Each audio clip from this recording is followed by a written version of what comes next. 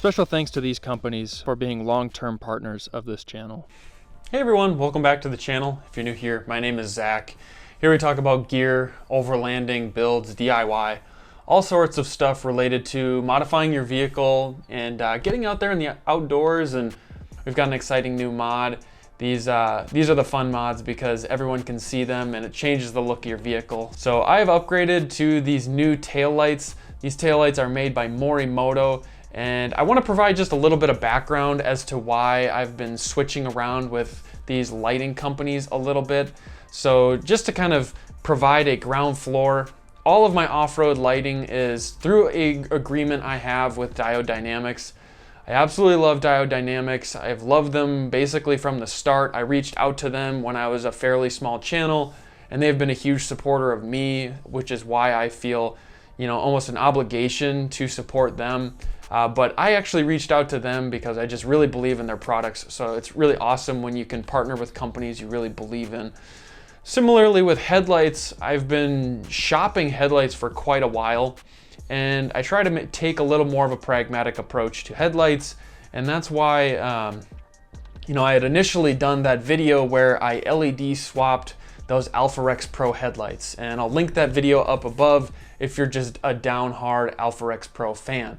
Now, the thing is a lot of these newer headlights are not customizable pretty much at all. They're sealed and you have to replace the whole housing if something goes wrong with them. So that's what makes those AlphaRex Pros kind of special, because anytime a bulb goes out, you can swap it in. It's also probably the most economical way to do an aftermarket headlight on your vehicle.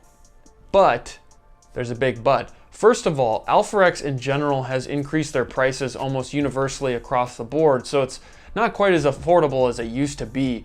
And so because they've done that, that actually has made Morimoto's products and the new GTR headlights that much more appealing, because now those GTR and Morimoto headlight prices are more competitive with AlphaRex's new pricing. So that's one reason that I really like kind of the whole Morimoto and GTR side. And I'm grouping them because they're owned by a similar company.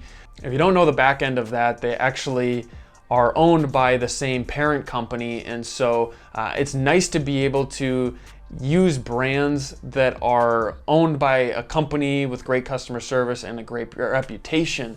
And so that kind of brings me to the next point of why I really believe in the Morimoto products, and why I reached out to them to actually work with them, and why I've switched to those GTR headlights, and why I've also now switched to these Morimoto taillights.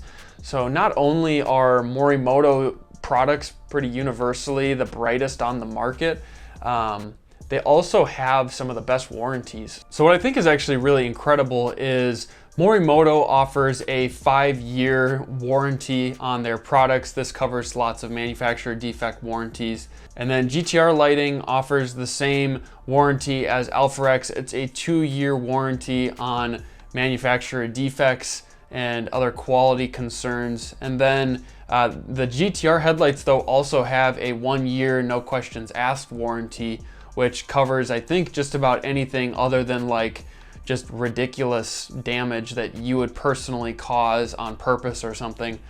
So it's pretty incredible. They've got 2 great warranties. And so with them, I think having some superior performance and fantastic warranties, I think they're kind of one of the best, if not the best option on the market. And if you think that those headlights are really expensive, I'd encourage you to go out and look at what the cost of your typical Tesla headlight, the Ford Platinum Series headlights, some of the newer like Audi or BMW headlights, where they all have Mercedes, they all have these really fancy DRLs, sequential turns, all kinds of stuff like that. If you want to get those headlights replaced from the factory, they are very expensive. So if you're thinking that getting these aftermarket headlight housings is just like way overpriced, it is compared to the halogen housings that come on Toyotas. And I think Toyotas are discounted that price because they have cheaper headlights. So it's a kind of nice savings if it's something you don't prioritize. But if it is something you're looking into, a lot of these companies are really actually not selling overpriced products. They're marked pretty affordably because they aren't manufactured here in the US or they, aren't necessarily similar to some of those stock options those other car manufacturers sell. But I just kind of want to mention that also, so that you have maybe a bit of a frame of reference, because that's why some of this stuff is priced the way that it is. It's because the whole market is kind of in that area. These aren't really outliers at all. So that's enough about talking, an approach and kind of how you can analytically think about which products to buy. Let's jump into these tail lights. I'm gonna do a bit of an unboxing, kind of show you what comes in the packaging, and then we're gonna jump out to the vehicle, get them installed, and at the very end, we'll do a little reveal, and I'll show you how these things look, because man, are they showstoppers. So let's jump right in. Okay, so like always, I try to show the stuff we're gonna install before we actually put it on the vehicle. So this install should be pretty quick and easy, but I just wanna show what these taillights sort of look like. So this is the back side, this is gonna be the passenger side, and this is the driver's side. They're labeled left hand and right hand side. They're labeled as if you're looking towards the front of the vehicle. I'm gonna put one on and then show you the difference between mine and these. Just note that mine have a slight smoke tint over them, and I believe these have a smoke on them as well, so it should look kind of cool. What I did is, I'll link the product down below. I tried to wrap my taillights with the similar smoke to these, wrap my stock taillights. They look pretty terrible at this point because I did not do a good job, because it's really quite challenging. But I just want to kind of preface that. So that's what the back of these look like. I believe all we have to do is plug these into the stock harness, and then these two spots right here where there's this heat shrink over threads, this is where we're actually going to put a nut on. And then right up here we've got some little metal clips. Those are just going to clip right into probably a stock clipping point. I'm guessing there's some sort of plastic clip that's mounted to the vehicle. So these two spots here, and then same with these two spots over here. So that is the back side of these. They have this big gasket sort of pad, and I think it also helps to seal water. Just make sure that this is all pushed down nice and flush, because it's kind of sticky on the edges. So depending upon how you unpack it, or if it gets caught on anything, that might pull up a little bit. Just make sure that's all nice and flush.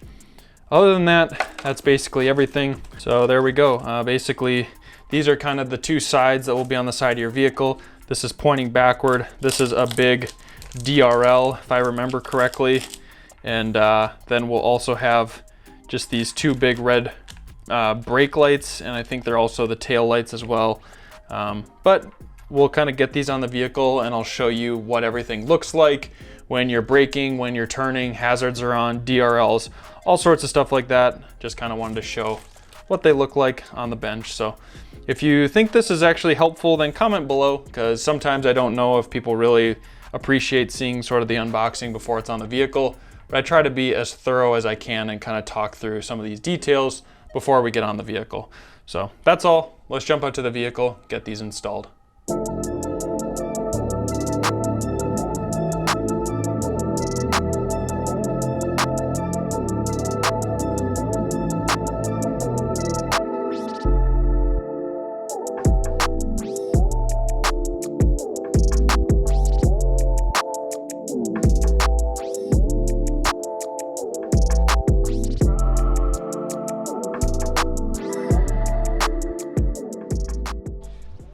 Alright, so we got this one mounted up. Like I said, there's not a whole lot to this, just those two nuts and the wiring harness. One thing I will mention, and I'll show you on this side, is so when you're sliding the housing into place before tightening down this nut here and this nut here, you can see there's this little channel. Make sure that this clip slides into the channel nicely, and these two pop into place before you really try to push the headlight into the final position.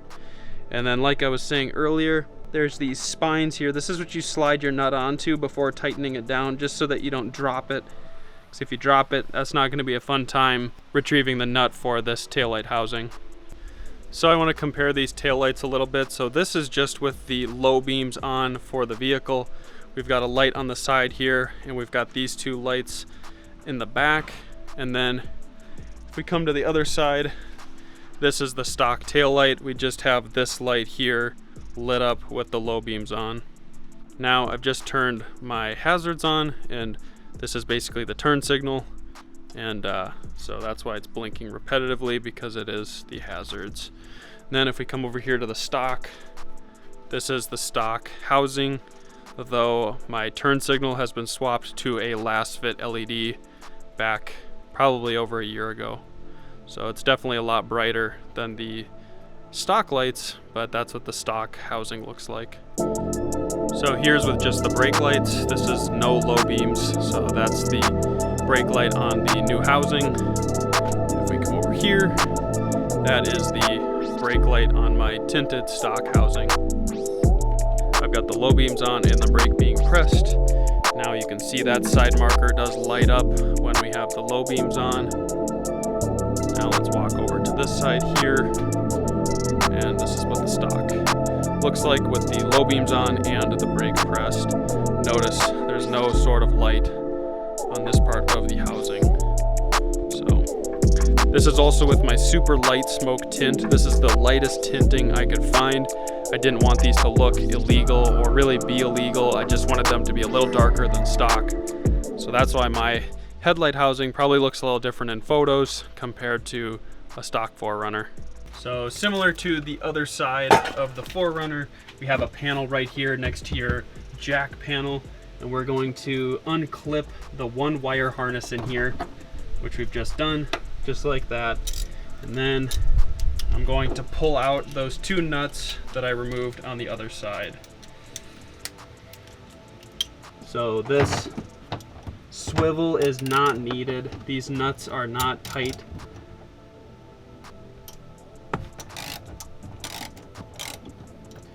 But it doesn't hurt anything to use it. I had to buy the swivel for some of those brackets under my engine bay, so just figured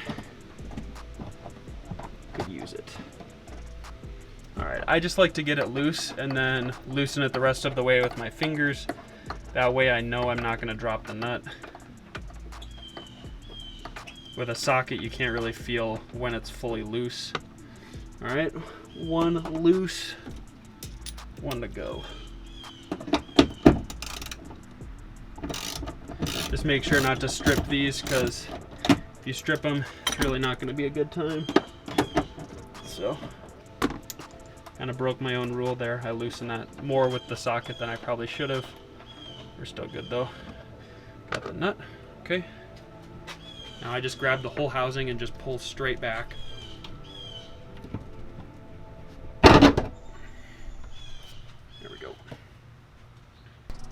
This is the little plastic piece that the taillight has to kind of slide into, like a little notch.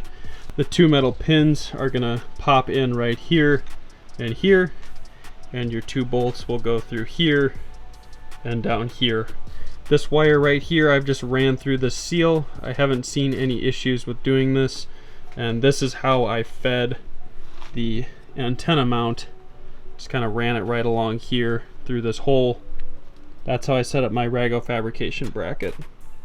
So that's what's all going on here. Now we just gotta put the new taillight in.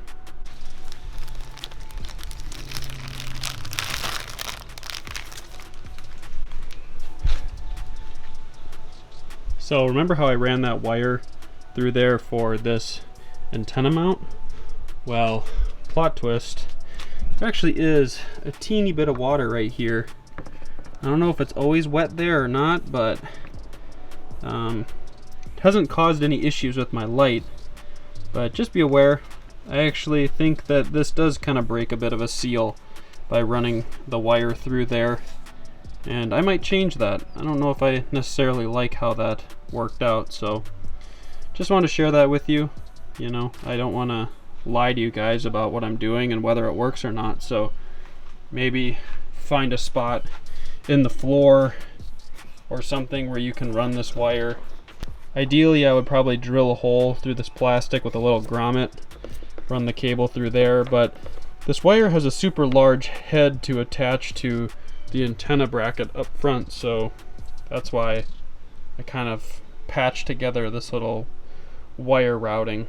Anyways, I may reassess that when I have all of this torn apart. I don't think it's a huge deal, but it's just something to note.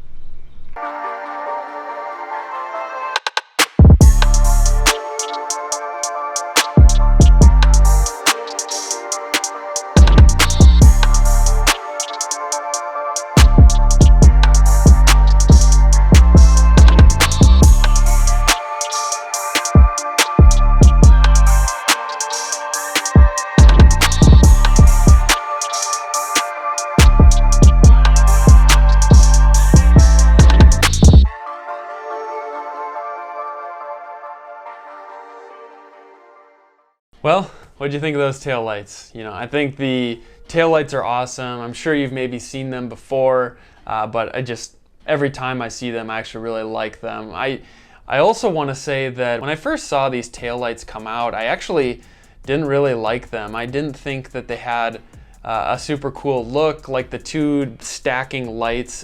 Initially, I wasn't a huge fan of them, but after seeing them on multiple rigs and just, you know, thinking about it a little more, I've actually like completely come full circle on that. I really think that they look cool when you look at the plastic and how it's shaped. They've got these two like oval bumps for those rear lights, like the back facing brake lights, etc.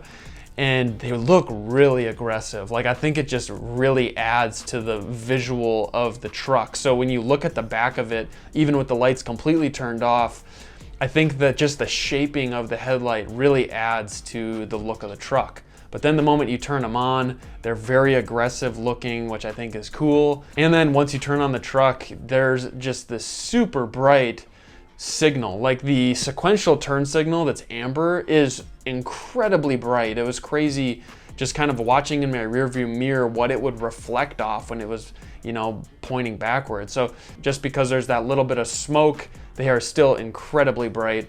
And also, you know, they've got LED backup lights. There's just such a packed punch in these tail lights, and I couldn't be more happy with them.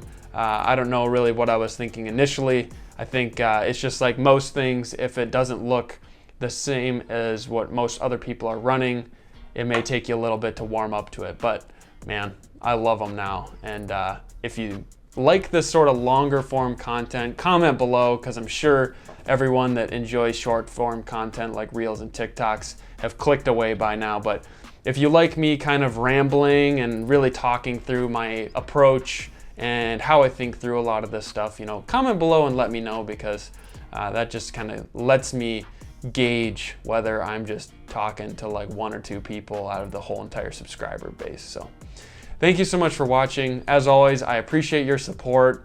Thinking I probably should start up another giveaway soon here. So if you got feedback for that as well, comment below. Hopefully this video blows up with comments, but thanks for watching. I appreciate the support. I'll catch you all in the next video.